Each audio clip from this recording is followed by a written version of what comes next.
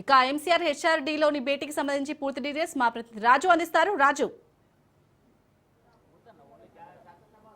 Yes Shalini, మరి కాసేపట్లో ఎంసీహెచ్ఆర్డీలో Congress party CLP సమావేశం జరగబోతా ఉంది. ఇప్పటికే ఒక్కొక్కరుగా ఎమ్మెల్యేలు ఇటు మంత్రులు చేరుకుంటున్న పరిస్థితి కనిపిస్తూ ఉంది. కొద్దిసేపటి క్రితమే మంత్రి పొన్నం ప్రభాకర్ మాట్లాడుతూ బీసీ ఏదైతే కులగణనకు సంబంధించి ప్రతిపక్షాలు కావచ్చు, అదేవిధంగా కొంతమంది ఏదైతే రాద్ధాంతం చేస్తూ ఉన్నారో సో రాద్ధాంతం చేయడం సరికాదని చెప్పేసి మంత్రి పొన్నం ప్రభాకర్ కూడా చెప్పడం జరిగింది. సో మనం ఇక్కడ చూస్తూ ఉన్నాము, ఇక్కడ ఒక్కొక్కరుగా ఇక్కడ చేరుకుంటున్న పరిస్థితి కనిపిస్తూ ఉంది. ఇక్కడ ఎంసీహెచ్ఆర్డీకి ఎమ్మెల్యేలు అదేవిధంగా ఇటు మంత్రులు కూడా చేరుకుంటూ ఉన్నారు. ప్రధానంగా ఈరోజు 3 అంశాలపై ఇక్కడ చర్చ జరుగుతుందని చెప్పేసి కూడా తెలుస్తోంది. ప్రధానంగా ఇటు కుల గణన ఏదైతే రాష్ట్ర ప్రభుత్వం ప్రతిష్టాత్మకంగా నిర్వహించిందో కుల గణన, అదేవిధంగా ఎస్సీ వర్గీకరణ ఏదైతే అంశం ఉందో ఎస్సీ వర్గీకరణ, అదేవిధంగా స్థానిక సంస్థల ఎన్నికల్లో సో ఎట్లాంటి వ్యూహంతో ముందుకెళ్లాలనే ఈ 3 అంశాలపై ఈరోజు ప్రధానంగా సీఎం రేవంత్ రెడ్డి ఈ ఎమ్మెల్యేలకు ఎమ్మెల్సీలకు దిశానిర్దేశం చేస్తారని చెప్పేసి తెలుస్తూ ఉంది.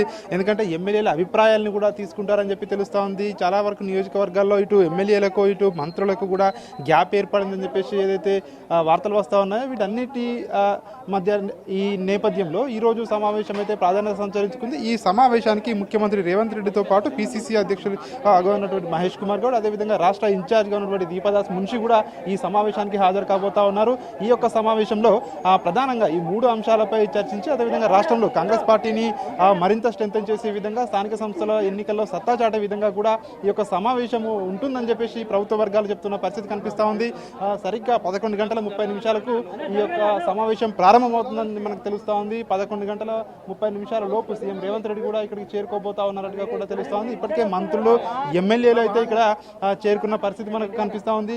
ఈ నేపథ్యంలోనే ఈ రోజు జరగబోయే సమావేశం కీలకంగా మారిందని చెప్పేసి పార్టీ పెద్దలు చెప్తున్న పరిస్థితి కనిపిస్తూ ఉంది. ఎందుకంటే ఇప్పటికే ఏదైతే కాంగ్రెస్ ప్రభుత్వం ప్రతిష్టాత్మకంగా తీసుకున్న కుల గణన కావచ్చు, అదేవిధంగా ఎస్సీ వర్గీకరణ కావచ్చు, ఈ రెండింటితో పాటు స్థానిక సంస్థల ఎన్నికల్లో ఎట్లాంటి వ్యూహంతో ముందుకెళ్ళాలి, ఇప్పటికే ఎమ్మెల్సీ ఎన్నికలకు సంబంధించి ఇప్పటికే నోటిఫికేషన్ కూడా విడుదలైంది. ఆ ఎమ్మెల్సీ ఎన్నికల్లో ఆ పార్టీ అభ్యర్థుల గెలుపు కోసం ఏ విధంగా ముందుకెళ్లాలి దానిపై అయితే దిశానిర్దేశం చేయబోతా ఉన్నట్టుగా కూడా తెలుస్తూ ఉంది. పార్టీలో ఇప్పటికే అసమ్మతి ఉంది అని చెప్పేసి కొంతమంది చెప్తా ఉన్నారు. ఇప్పటికే ఒక 10 మంది ఎమ్మెల్యేలు ఇప్పటికే ఒక డిన్నర్ మీటు ఆ పేరుతో ఒక హోటల్లో ఇప్పటికే భేటీ అయ్యారని చెప్పి పార్టీలో ప్రకంపనలు సృష్టించింది. దీనికి సంబంధించి కూడా ఈరోజు సమావేశంలో చర్చకు వచ్చే అవకాశం కనిపిస్తూ ఉంది. ఎమ్మెల్యేలకు మంత్రులకు మధ్య ఉన్న ఏవైతే గ్యాప్ ఉందో ఈ గ్యాప్కు సంబంధించి ఇటు ఎమ్మెల్యేలను ఇటు మంత్రులను కూడా అడిగి వివరాలు తెలుసుకునే అవకాశం అయితే సీఎం రేవంత్ రెడ్డి ఇవన్నీ వివరాలు తెలుసుకుంటారని చెప్పి మనకు తెలుస్తూ ఉంది.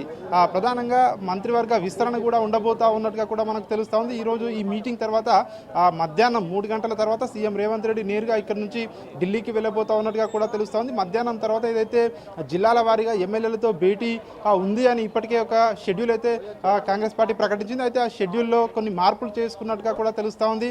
కేవలం సిఎల్పి మీటింగ్లోనే ఇప్పుడు 11:30కి ప్రారంభం కాబోయే సిఎల్పి మీటింగ్లోనే ఇటు ఎమ్మెల్యేలతో ముఖాముఖి మాట్లాడే అవకాశం కనిపిస్తూ ఉంది. ఎమ్మెల్యేల అభిప్రాయాలను అదేవిధంగా ఇటు పార్టీ ప్రభుత్వం అభిప్రాయాలను అంటే ప్రభుత్వం తీసుకున్న నిర్ణయాలను పార్టీ పరంగా ఏ విధంగా ఇంకా ప్రచారంలోకి తీసుకెళ్ళాలి, ప్రజల్లోకి ఇప్పటికే కొన్ని అపోహలు ఉన్నాయి, అపోహలని నివృత్తి చేసే విధంగా కూడా ఈ యొక్క ఎమ్మెల్యేలకు ఎమ్మెల్సీలకు ముఖ్యమంత్రి రేవంత్ రెడ్డి దిశానిర్దేశం చేయబోతా ఉన్నారు. మరి కాసేపట్లోనే ప్రారంభమైతే ఈ సమావేశం ప్రారంభం కాబోతా ఉంది. Shalini, right, thank you Raju.